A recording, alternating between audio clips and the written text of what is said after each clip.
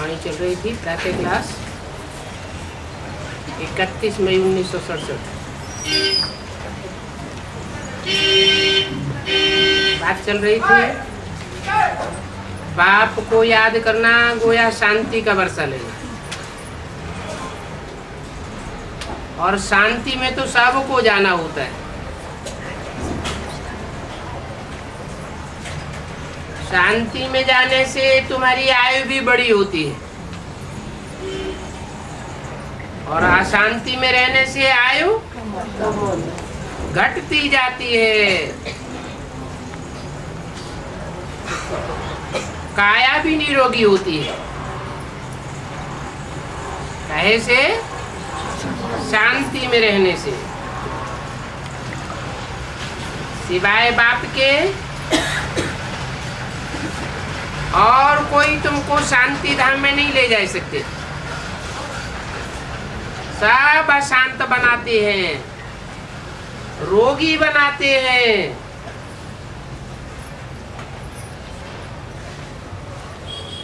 आयु क्षीण कर देते हैं।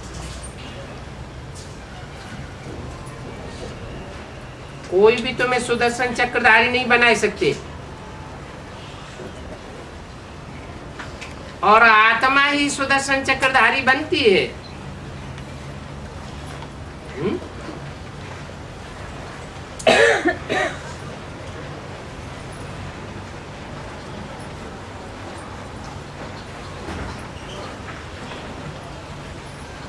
जड़ जीव जंतु सुदर्शन चक्रधारी नहीं बनते।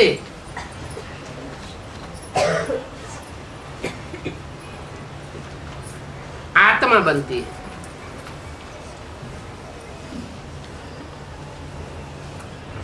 वो बाप भी है, क्योंकि सृष्टि के आदि मध्य अंत का ज्ञान उनके पास है।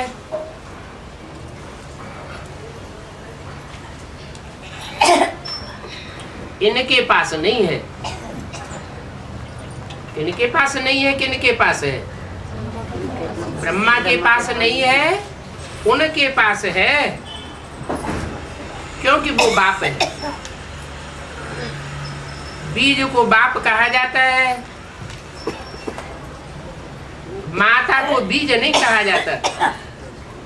माता को क्या कहा जाता है? धरणी कहा जाता है। बीज को धारण करने वाली है।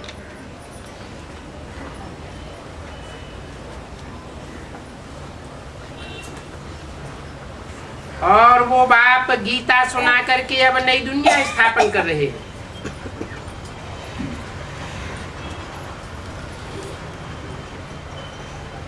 वो गीता तो मनुष्यों की बनाई हुई है।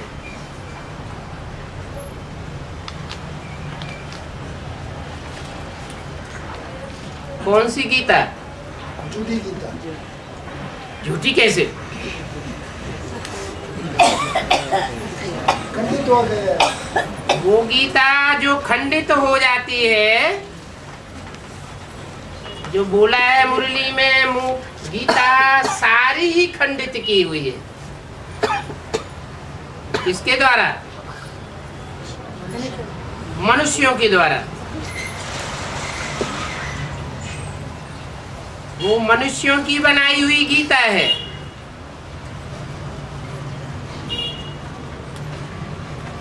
उसमें छाप किसकी डाली हुई है?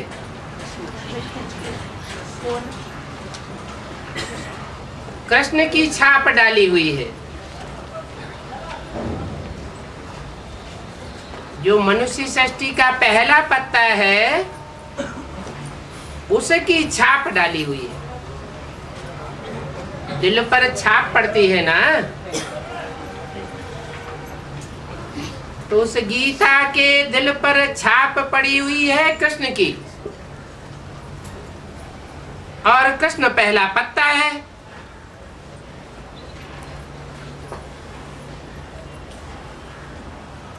फिर बाप कौन है?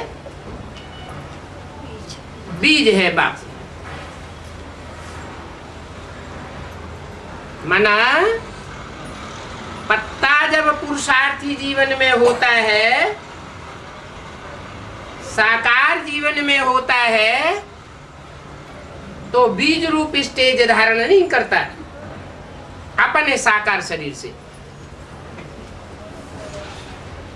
इब्राहिम, बुद्ध, क्राइस्ट, गुरु नानक सब अपने अपने धर्म के बीज हैं। सब निराकारी बीज रूप स्टेज धारण करते हैं।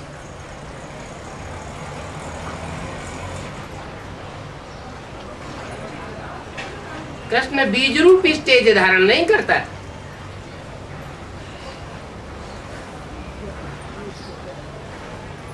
ब्रह्मा के इतने भी चित्र हैं। ब्रह्मा कहो, ब्रह्मा उर्फ सतयुग में कृष्ण कहो, बात तो एक ही है।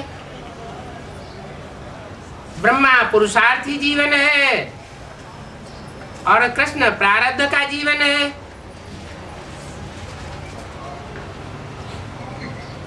प्रारब्ध लेने वाला कृष्ण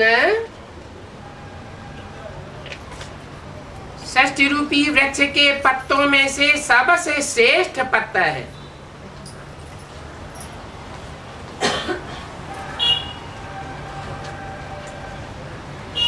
मनुष्य और मनुष्य से ऊंचे देवता।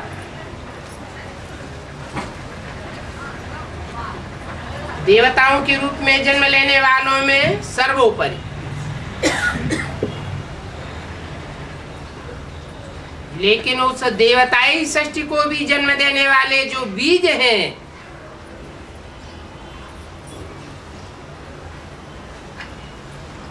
वो बीज रूप स्टेज को धारण करने वाले हैं। और राधा कृष्ण जैसे 4.5 लाख बच्चों को जन्म देने वाले हैं। तो जो बच्चों के रूप में जन्म लेने वाले हैं वो है आधार।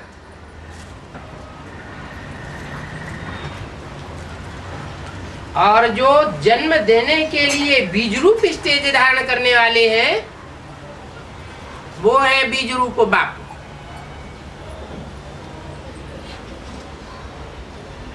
बाप बैठ सारा समझाते हैं।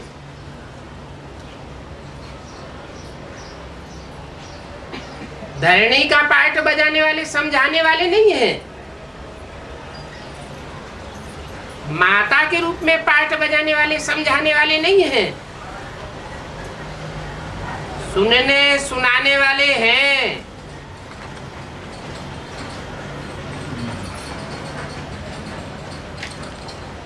परंतु आत्मा नहीं बनते हैं। अपने पुरुषार्थ से बीज रूप आत्मा बन जाए सो नहीं बनते। फिर कैसे बनते हैं? जो बीज रूप आत्माएं हैं उन बीज रूप आत्माओं में जब प्रवेश करते हैं तो उनके संग के रंग से वो बीज उनको अपना रंग लगाई देते हैं। किनको? राधा कृष्ण जैसे जन्म लेने वाली बच्चों को, जो पूर्व जन्म में पुरुषार्थ तो किया, ज्ञान तो सुना, धारणा भी की, लेकिन अधूरा ज्ञान बुद्धि में बैठा। गीता ज्ञानामृत बन करके बुद्धि में नहीं बैठा, गीता बुद्धि में बैठी।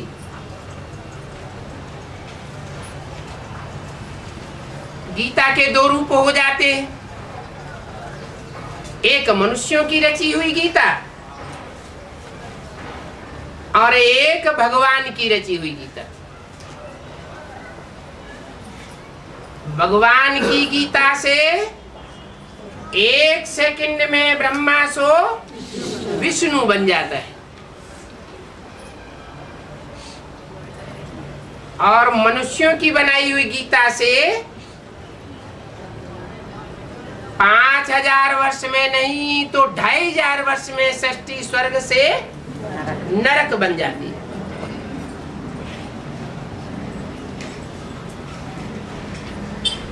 ये बाप बैठ सारा समझाते हैं। कि सच्ची गीता कौन और झूठी गीता कौन,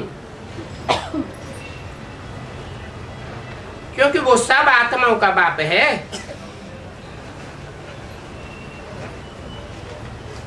जिन जिन आत्माओं का बाप है वो सब बच्चे आपस में भाई भाई हो जाते हैं।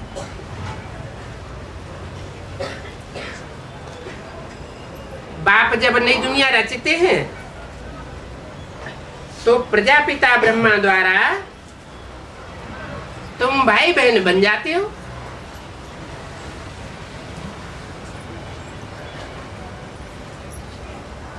हर एक ब्रह्मा कुमार कुमारी है। ये बात बुद्धि में रहने पर फिर स्त्री पुरुष का भान निकल जाता है और मनुष्य तुम पर हंसते हैं।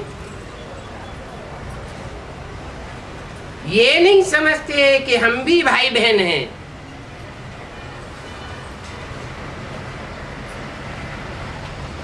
कैसे भाई बहन हैं? सारी मनुष्य सृष्टि को आज नहीं तो कल प्रजापिता ब्रह्मा का बच्चा बनना है।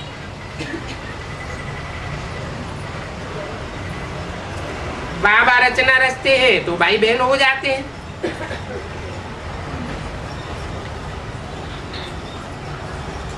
जबकि क्रिमिनल दृष्टि निकल जाती है। इसीलिए गंधर्व विवाह गाया हुआ है।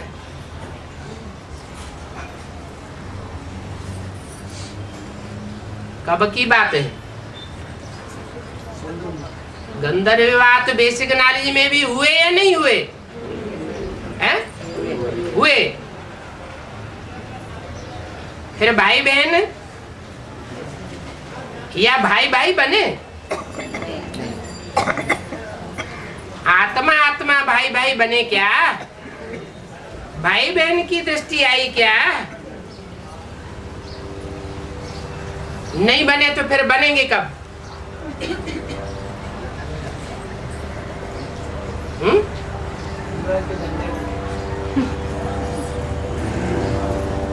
भाई बहन बनते हैं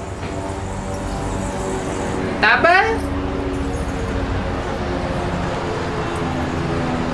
जब असलियत को पहचानते।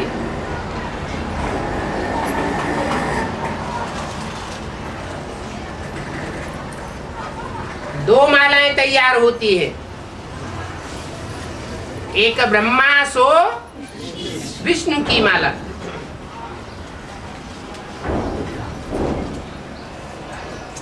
ब्रह्मा का अधूरा पुरुषार्थ तो कोई माला नहीं बनती ब्राह्मणों की। और ब्रह्मा मनुष्य सृष्टि के बाप के संग के रंग में आता है तो संपन्न स्टेज बनने पर ब्रह्मा सो विष्णु बन जाता है। तब विष्णु की माला बनती है, जिसे कहते हैं विजय माला। वो बहनों की माला है। भारतवर्ष में परंपरा चली आई है। कब तक? जब तक बाप की प्रत्यक्षता नहीं हुई तब तक। क्या परंपरा चली आई? राजाई का वर्षा कन्याओं को नहीं मिलता है। किसको मिलता है? भाई को मिलता है, बहन को नहीं मिलता।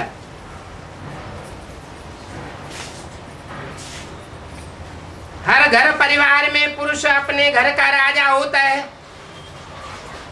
यथा राजा तथा प्रजा। प्रजा भी क्या करती है? 63 जन्मों में भारतवर्ष में प्रजावर्ग ने अपना वर्षा भाई को दिया या बहन को दिया? पुत्र को दिया या पुत्री को दिया? पुत्री को दिया। ये परंपरा कहाँ से पड़ी है? कैसे? जो पुरुषार्थी जीवन में अम्मा को फॉलो करने वाली बनी,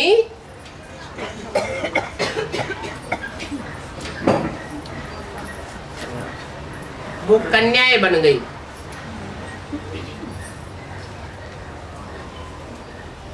रानी बन सकती हैं लेकिन राजा नहीं बन सकती।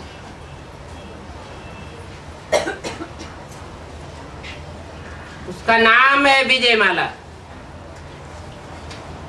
माला माना संगठन। संगठन काय से बनता है? प्योरिटी से संगठन बनता है। वो प्योरिटी से यूनिटी बनाने वाली कन्याएं 63 जन्म भी पवित्रता को धारण करती है। नंबर 1।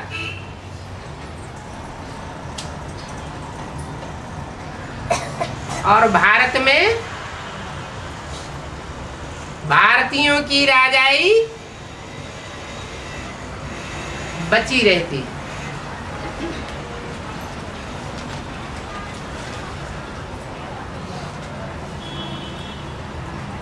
माता में प्योरिटी ज्यादा होती है। वो प्योरिटी का वर्षा बच्ची में भी जाता है।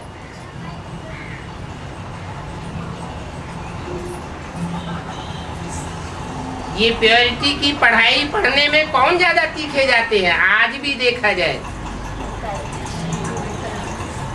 तो कन्याएं तीखी जाती हैं।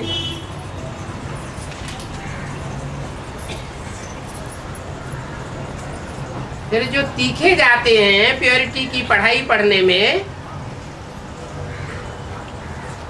उनको वर्षा मिलना चाहिए।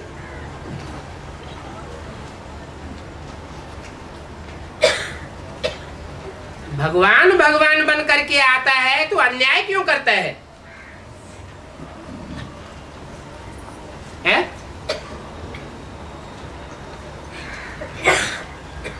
जब है ही पवित्रता की पढ़ाई, तो जो पवित्र रहने वाली आत्माएं हैं, पवित्रता में आगे जाती है, उनको वर्षा मिलना चाहिए। काहे का वर्षा? राजाई का वर्षा। तो भगवान आकर के कन्याओं को क्यों नहीं राजाई देता है?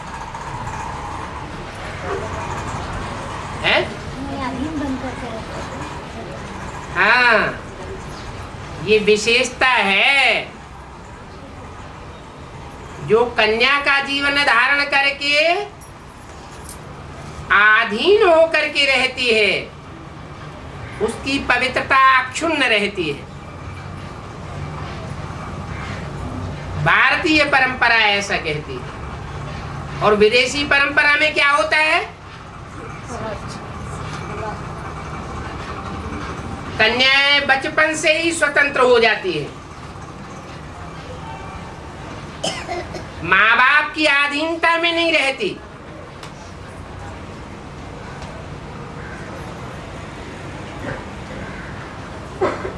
अधीनता में न रहने के कारण उनकी पवित्रता खंडित हो जाती है।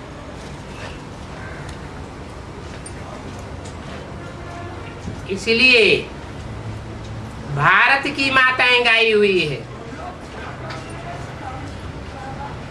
भारत की माताएं अव्यक्तवाणी में क्या बोला है उनके लिए? भारत माता शिव शक्ति अवतार अंत का यही नारा है। अंत का नारा है, आदि और मध्य का नारा नहीं है। उन माताओं ने भी आदि में और मध्य में वो करिश्मा नहीं दिखाया।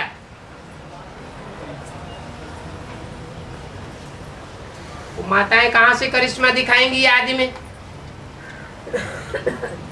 जो बीज रूप बाप है,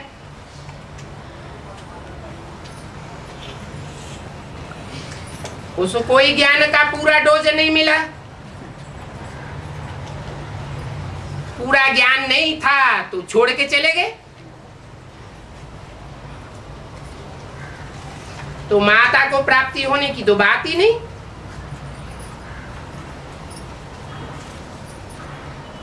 वो बेसिक नॉलेज की बात हुई। एडवांस नॉलेज में भी जमदे जामदे नहीं हो सकता। ऐसे नहीं कि 76 बाप का प्रत्यक्षता वर्ष है,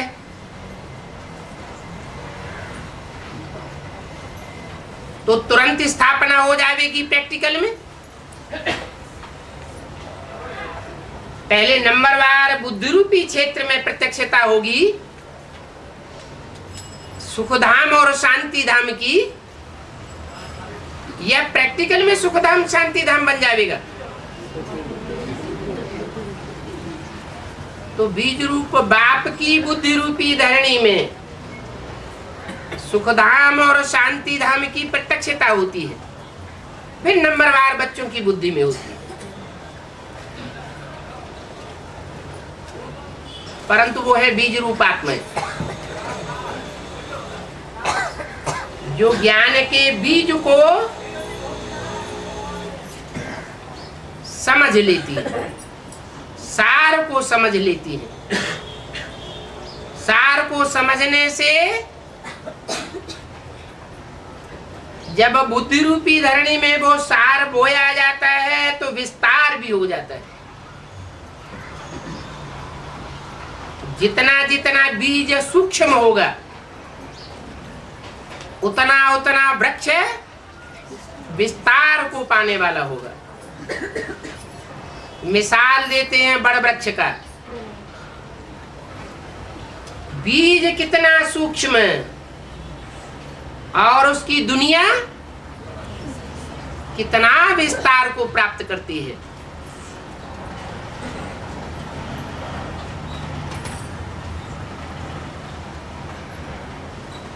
परंतु जो भी बीज रूप आत्माएं हैं उनका बीज कौन?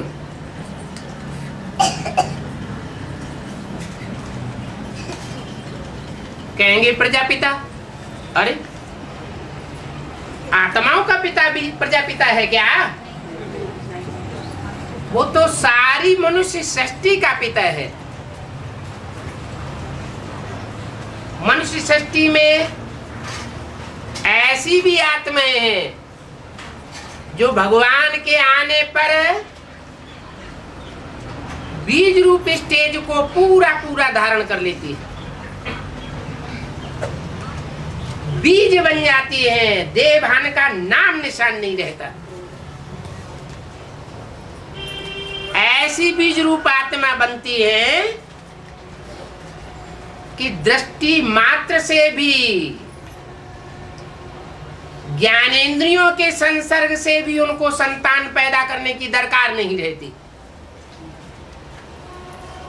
जैसे राधा कृष्ण और लक्ष्मी नारायण के चित्र में दिखाया है, लक्ष्मी नारायण दृष्टि मात्र से भी एक दूसरे को नहीं देख रहे हैं, वो संगम युगी स्वर्णिम युग की दुनिया में खड़े हैं। और राधा कृष्ण सत्य की दुनिया में वो दृष्टि का सुख ले रहे हैं। भले अभिविचारी दृष्टि है लेकिन ज्ञानेंद्रियों का सुख तो ले रहे हैं। वो ज्ञानेंद्रियां भी देह का हिस्सा तो है। तो ऐसे बच्चे जो आत्मा तो हैं, जैसे 500 करोड़ मनुष्य आत्माएं हैं, वो सब देहभान का सुख भोगने वाली है। परंतु वो ऐसे बच्चे हैं जिनमें देहभान का नाम निशान भी नहीं रहता।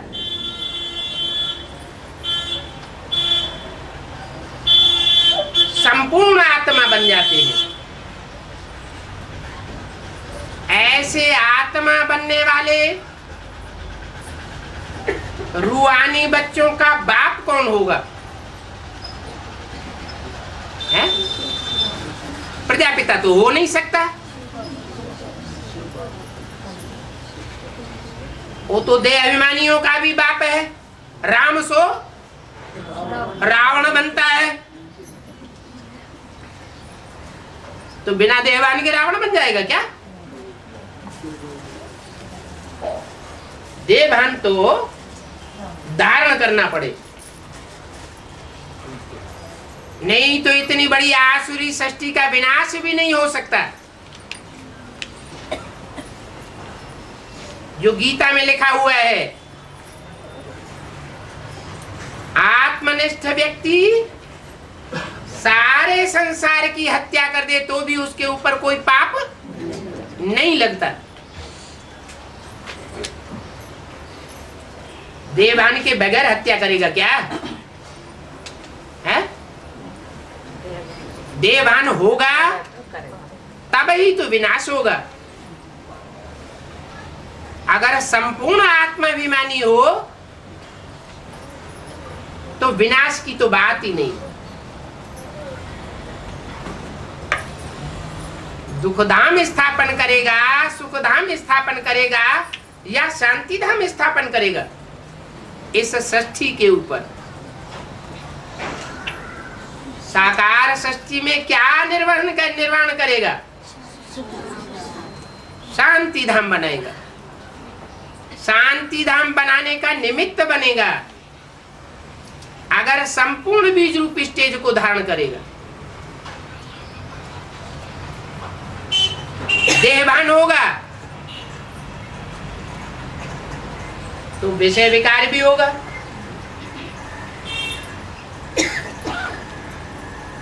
पवित्रता से स्थापना होती है और अपवित्रता से विनाश होता है।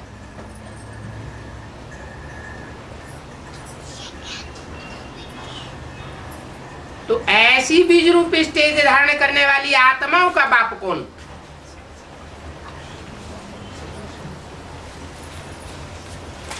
रूहों का बाप कौन?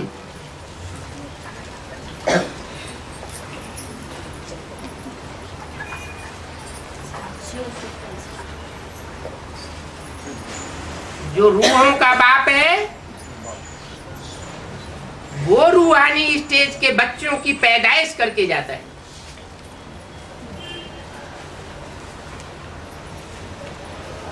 बाकी जितने भी बाप हैं वो सब देह अभिमान वाले हैं और देह अभिमानियों की पैदाइश करते हैं।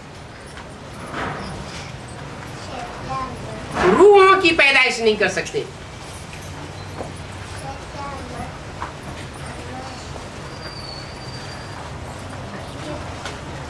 प्रजापिता भी रूहों की पैदाइश करता है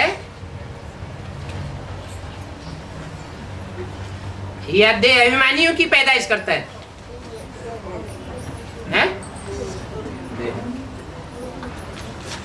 अरे देहधारी होगा तो देहधारियों की पैदाइश करेगा। रूह होगा तो रूहों की पैदाइश करेगा। रूहानी बाप है शिव, परंतु ऐसा बाप है जो अपना शरीर धारण नहीं करता, सदैव रूहानी स्टेज में रहने वाला है और इस सृष्टि का जो बड़े से बड़ा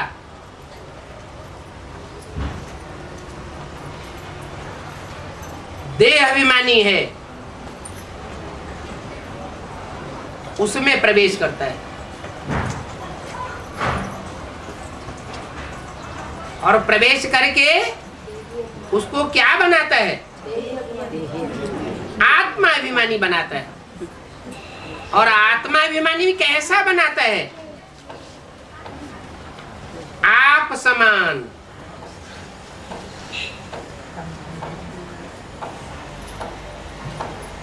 जैसे स्वयं है सदाशिव, ऐसे संगम युग में सदा काल के लिए, सिर्फ संगम युग में सदा काल के लिए आत्मा बनाकर जाता है।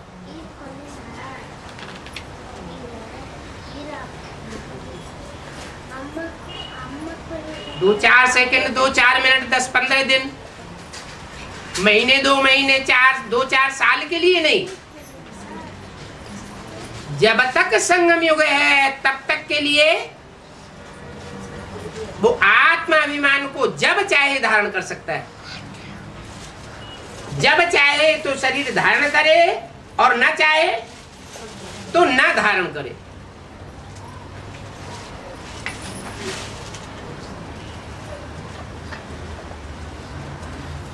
आत्मा बनता है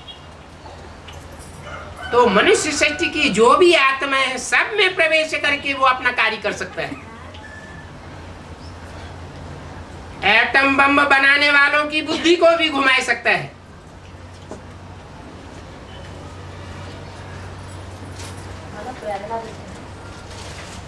वो सब देह अभिमानियों का बाप है।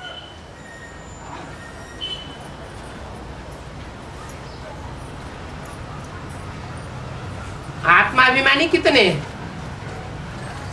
और देह अभिमानी कितने हैं? 4.5 लाख आत्मा अभिमानी और बाकी सारी सृष्टि देह अभिमानी। 4.5 लाख आत्माओं का बाप वो परम पिता परमात्मा कहा जाता है।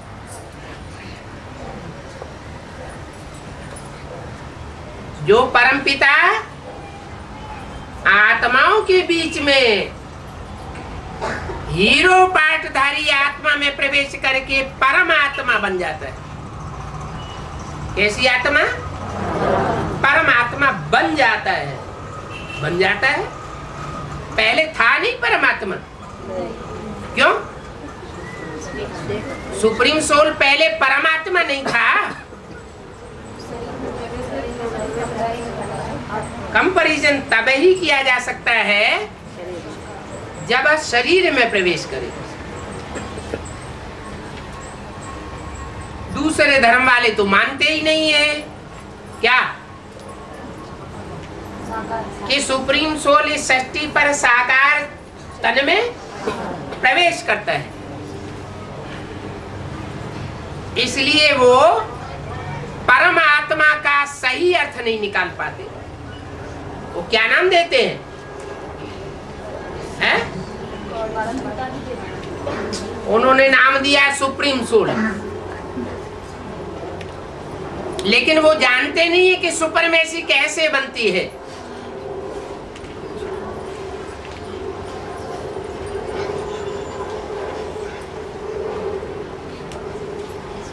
Good, better, best. बेस्ट माने सुपरमेसी। सुपरमेसी तो बनती ही तब है जब साकार बने। तो साकार तन में प्रवेश करके कोई आत्मा को परमात्मा की स्टेज तक पहुंचाता है।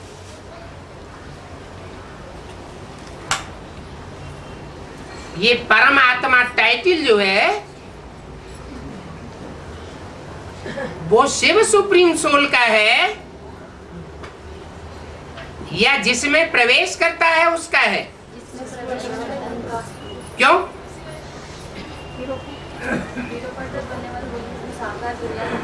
इसलिए कि शिव की सानी और कोई के साथ नहीं हो सकती। शिव की तुलना कोई आत्मा के साथ नहीं हो सकती। वो शिव तो तुरिया है और जो भी आत्माएं हैं 7 जन्म मरण के चक्र में आने वाली है। शिव जन्म मरण के चक्र में आने वाला नहीं है और जन्म मरण के चक्र में आने वाली आत्माओं में जो सबसे जास्ती आत्मिक स्थिति को धारण करने वाला है, वो बाप समान की स्टेज को पाता है, या बाप उसको सुप्रीम सोल बाप शिव उसको आप समान बना के जाता है। तो भक्ति मार्ग में कहा जाता है शिव शंकर एक है।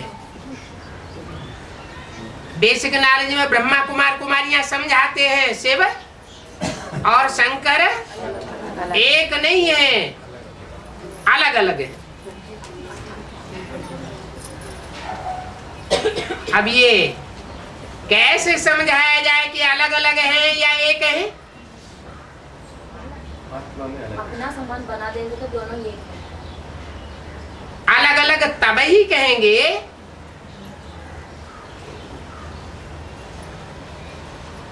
जब कोई अलगाव की बात साबित होती हो।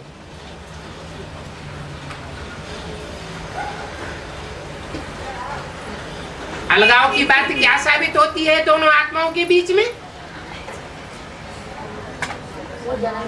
एक आत्मा भोगी है, सदैव भोगी है। क्या सदैव माना? आदि से लेकर के अंत तक भोगी है। और एक आत्मा सदैव भोगता है, सुप्रीम सोल जिसे कहा जाता है। इसलिए वेदों में जो मुख्य वेद है ऋग्वेद, उसमें लिख दिया है द्वा सुपर्णा सुयोजा सखाया समानम वृक्षम अभिशस्व जाते। ये षष्ठी रूपी वृक्ष है जिसमें दो पक्षी विशेष हैं, वास करते हैं। एक भोक्ता है और एक अभोक्ता है। उस वृक्ष पर रहते हुए भी एक सदैव भोक्ता है और एक भोक्ता भी है, तो अभोक्ता भी बन जाता है। जब चाहे भोक्ता बने और जब चाहे अभोक्ता बने। जिसे बाबा अव्यक्त वाणी में कहते हैं जब चाहो इंद्रियों से काम करो और जब न चाहो तो इंद्रियों से कर्म से परे हो जाओ। कोई माया की ताकत नहीं है जो कर्मेंद्रियों को उत्तेजित कर सके, कर्मेंद्रियों के बंधन में ना आ सके। ऐसी स्टेज को कहा जाता है अभोक्ता। जब चाहे तो कर्मेंद्रियों से भोग करे। कहां भोक्ता बनना है, कहां अभोक्ता बनना है, ये ज्ञान सदैव बुद्धि में रहे। ऐसे नहीं कि इंद्रियां वशीभूत कर लें।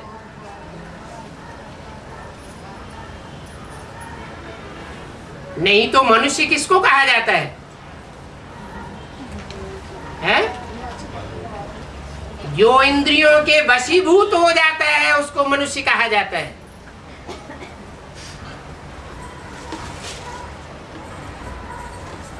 और भगवान किसको कहा जाता है? इंद्रियों को वशीभूत करने और कराने वाले को भगवान कहा जाता है। इंद्रियां बंधन में बांध लेती हैं आत्मा को, तो मनुष्य कहा जाता है। इंद्रियों के बंधन से परे चली जाती है आत्मा, तो देवता बन जाती है।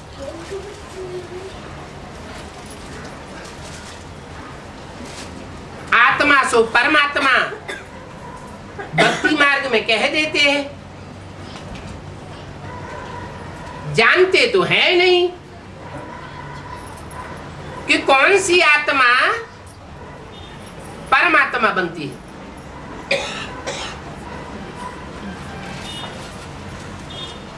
एक ही आत्मा है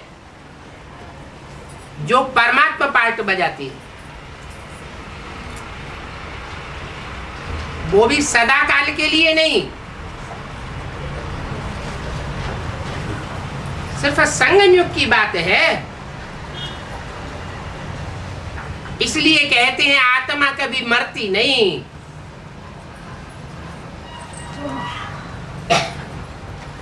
आत्मा अमर है। तो जो भी अमरनाथ के बच्चे हैं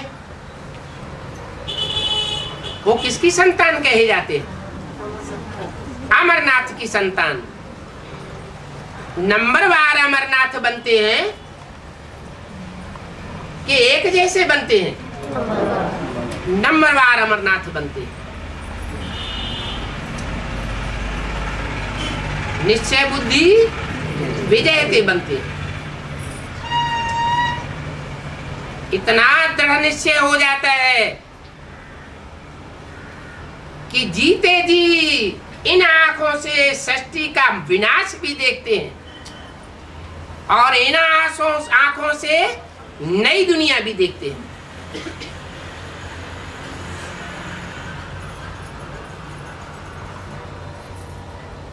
उनकी आंखें भी अविनाशी हो जाती हैं।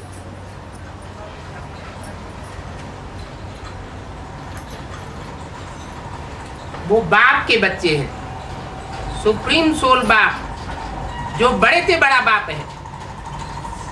इब्राहिम, बुद्ध, क्राइस्ट, गुरु नानक भी बाप है।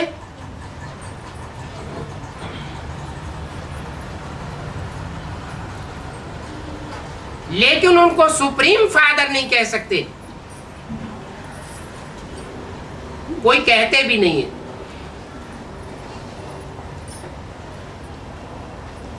जो सुप्रीम बाप है वो क्या देते हैं?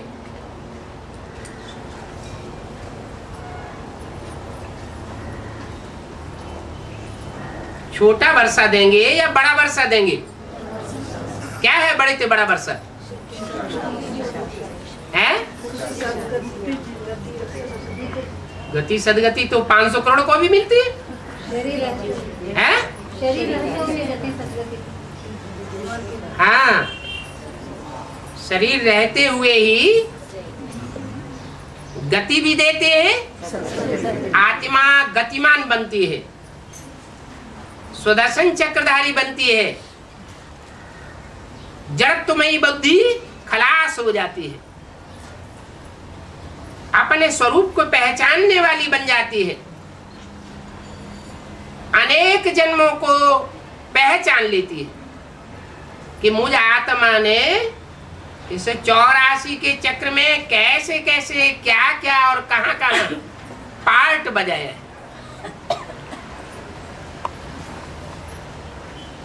गतिमान भी होती है और शरीर रहते सुख भोगती है, दुख नहीं भोगती, माना सदगति होती है। ऐसी गति और सदगति 4.5 लाख आत्माओं के अलावा और कोई की नहीं होती।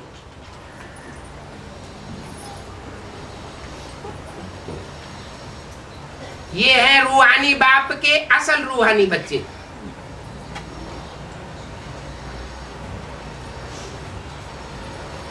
जिनको बाप का राजाई का वर्षा मिलता है। क्या पढ़ाई पढ़ते हैं? राजयोग की पढ़ाई पढ़ते हैं। जो राज सिवाय परमपिता परमात्मा के और कोई सिखा ही नहीं सकता।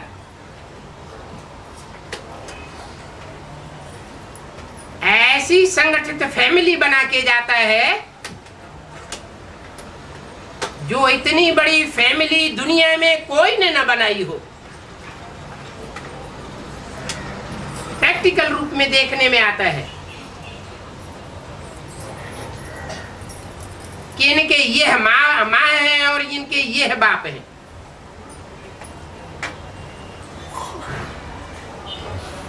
वो फैमिली का संगठन देखने में आता है संगठन रूपी माला भी देखने में आती है।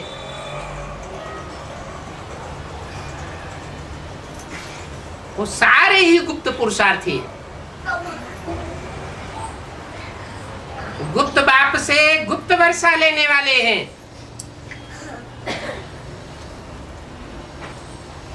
उनका दान गुप्त, जो उस लिस्ट में नहीं होंगे वो अपने दान को प्रत्यक्ष करते रहेंगे।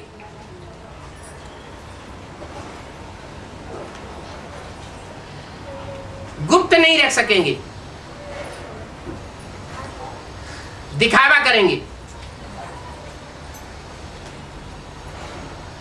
जो गुप्त बाप गुप्त पंडा के गुप्त पांडव बच्चे होंगे, उनका सारा ही दान गुप्त होगा। दुनिया नहीं जान सकती कि इन्होंने क्या तन का दान दिया।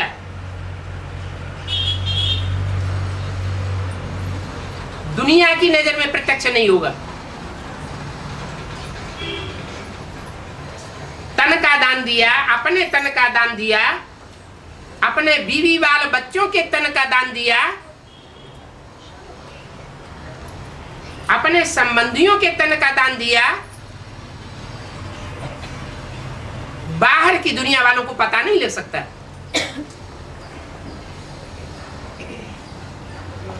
वो अंत तक उस राज को नहीं समझेंगे। और जिनकी बुद्धि में ये राज समझ में आ जाता है, वो राजदार बाप के राजयोगी बच्चे बन जाते हैं और गोप गोपियों की लिस्ट में आ जाते हैं, जिन्होंने गुप्त रह करके सारा कार्य किया।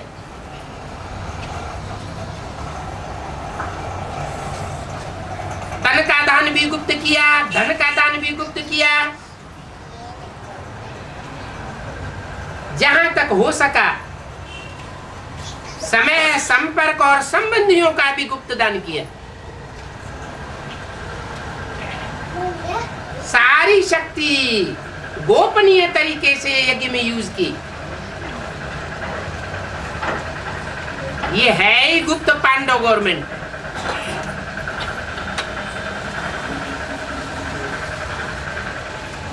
पांडव गवर्नमेंट क्यों कहा जाता है?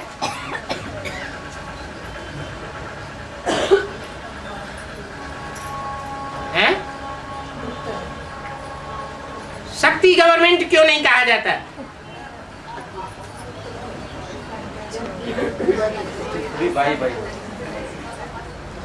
पांडव गवर्नमेंट इसलिए कहा जाता है तो राजाई पाने वाले जो बच्चे हैं वो आत्मिक स्थिति में रह करके रूहानी शासन में बांधने वाले हैं।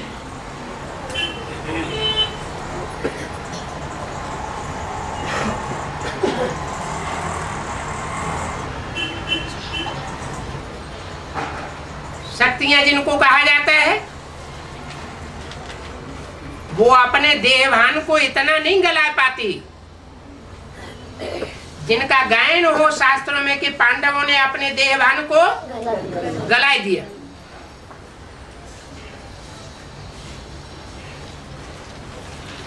इसलिए भगवान का एक रूप है गॉड मदर और एक रूप है गॉड फादर। ब्रह्मा के रूप में है गॉड मदर और प्रजापिता के रूप में है गॉड फादर। इसलिए मुरली में बोला है वास्तव में ये ब्रह्मा तुम्हारी जगदम्बा है परंतु तन पुरुष का है। इसलिए कन्या माताओं के चार्ज में इनको नहीं रखा जा सकता। इसलिए इंचार्ज कौन बनाई जाती है? ओम राधे जगदम्बा सरस्वती।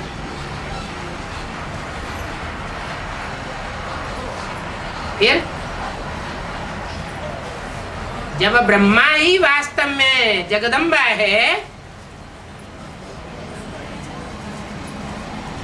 तो ब्रह्मा की तो पूजा नहीं होती,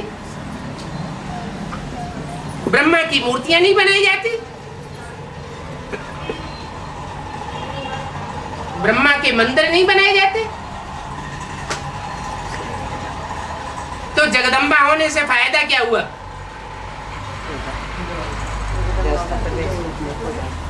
फायदा तब होता है जब वो ब्रह्मा चोला छोड़ने के बाद कोई कन्या माता में प्रवेश करता है और फिर संसार में वो जगदम्बा के रूप में पूजा जाता है। जिस कन्या माता में प्रवेश करता है वो भी रुद्रमाला का मणका बनती है।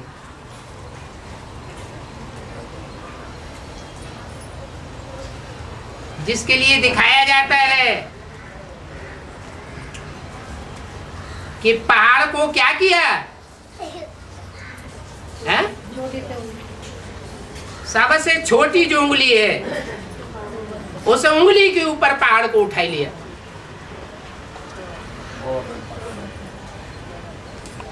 अंगूठे पर भी नहीं उठाया, ये ज्यादा मजबूत होता है। काय को उठा लिया? छोटी छोटी कनिष्ठिका उंगली पर उठा लिया। कहा जाता है ना, श्रेष्ठ पुरुषार्थी, मध्यम पुरुषार्थी और कनिष्ठ पुरुषार्थी।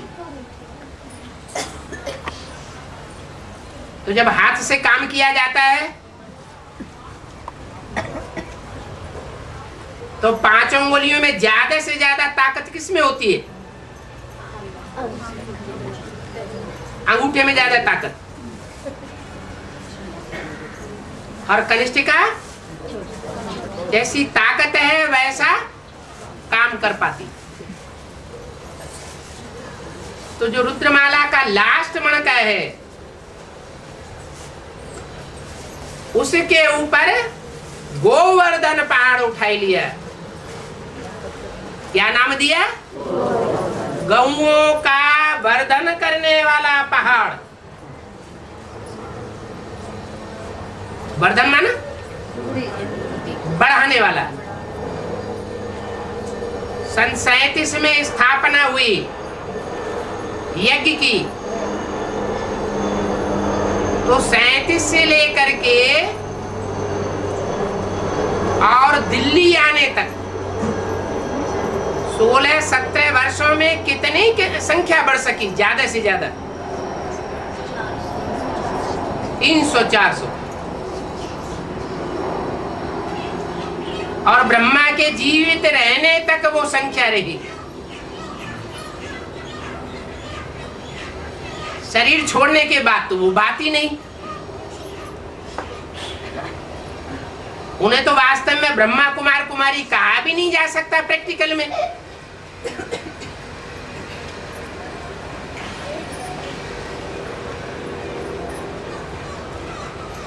एडवांस में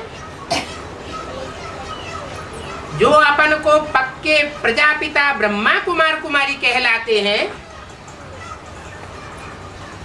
उनमें जो गुप्त संबंध जोड़ने वाले हैं, गोप गोपी बनते हैं, उनकी संख्या कितनी होती है? 16,000 अभी है। यज्ञ के आदि में भी नहीं थी और अभी भी नहीं है। माने उसको पहाड़ नहीं कह सकते। गौओं को बढ़ाने वाला पहाड़ नहीं कहा जा सकता। जिस पहाड़ के नीचे सुरक्षा मिल जाए, इतनी जास्ती गौओं की वृद्धि होती जाती है कि संसार चमत्कृत हो जाता है।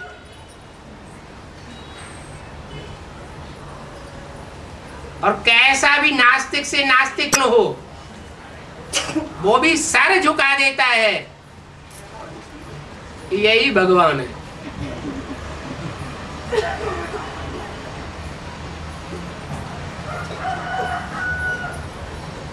उसको कहते हैं गोवर्धन पहाड़।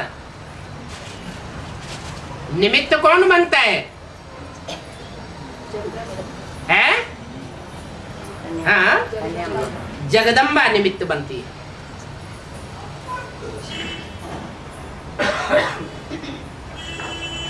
अभी टाइटल धराए रखे हैं बेसिक नॉलेज में दीदी दादी दादाओं ने।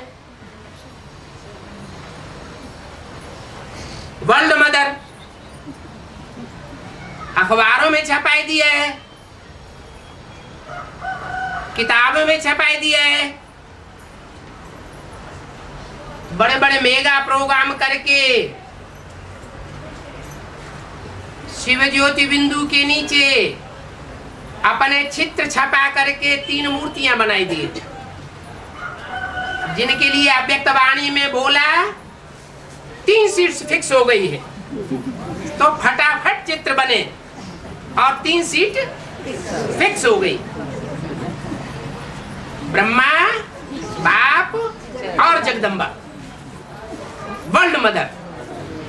क्योंकि मुरली में बोला है शंकर की जगह मम्मा को बैठाया होता तो समझाने में सहज हो जाता। इसलिए जगदम्बा को हमेशा मेगा प्रोग्राम का जो चित्र होता है उसमें जगदम्बा को ऊपर दिखाया जाएगा, क्योंकि वर्ल्ड मदर है ना।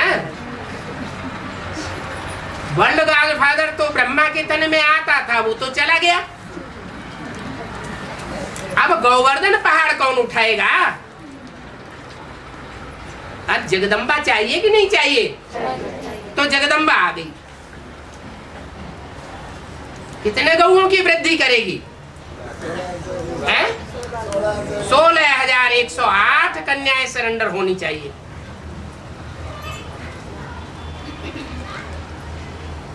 उधर अव्यक्त वाणी में बाप दादा ने बोल दिया 3-4 साल पहले,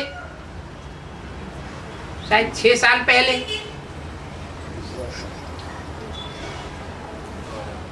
कन्याओं का समर्पण समारोह हो रहा था। उस समय बोला ये आखिरी समर्पण समारोह नहीं है, अभी दोबारा भी समर्पण समारोह करेंगे। क्या मतलब हुआ कि बेसिक नॉलेज में तो बेसिक नॉलेज के बतौर, अधूरी नॉलेज के बतौर समर्पण हुआ,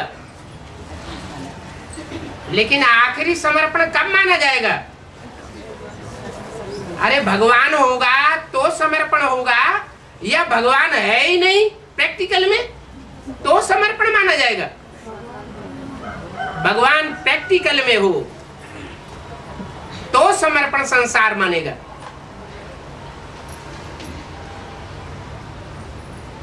इसलिए बोला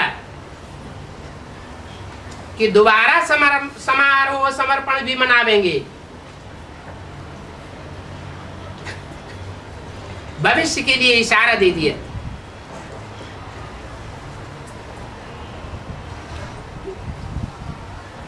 तो जगदम्बा निमित्त बनती है 16,000 कन्याओं माताओं को संभाल करने के लिए।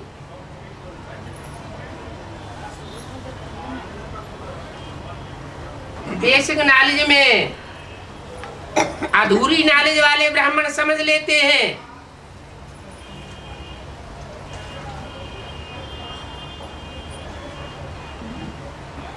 कि जगदम्बा ये है,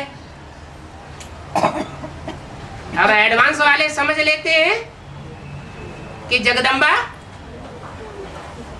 ये है।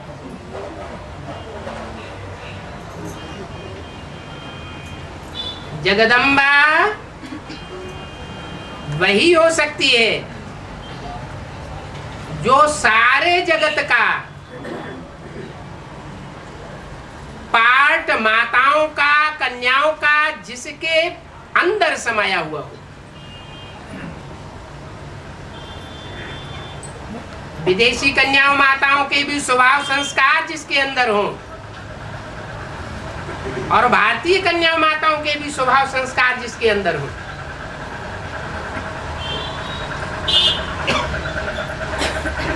वो बीज है सारी सृष्टि की कन्याओं माताओं का बीज।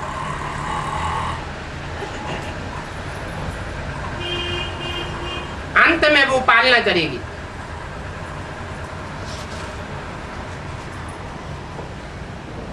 इतनी बड़ी पालना के निमित्त बनना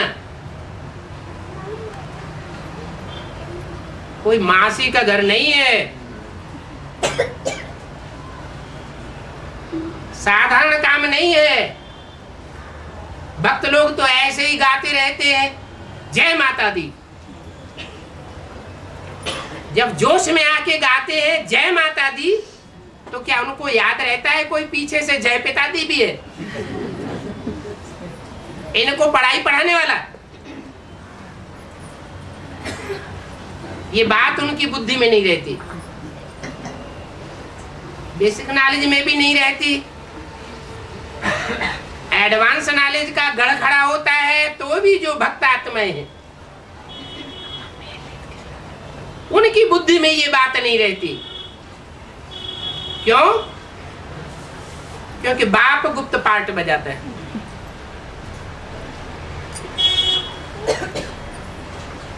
आदि में भी गुप्त था, मध्य में भी गुप्त है। गुप्त है कि अभी प्रत्यक्ष है? बच्चों के साथ प्रत्यक्ष है। बच्चों को अनिश्चय नहीं आता है? बच्चों को अनिश्चय नहीं आता? बच्चों को भी अनिश्चय आता है। कोई छाती ठोक के नहीं कह सकता कि हमको न कभी अनिश्चय आया है, न आ रहा है और न आगे चल के आएगा। माया अभी तो बताया कितने बड़े बड़े पोस्टर छपाए रखे हैं। माने हिलाने वाली अभी समझ में नहीं आई।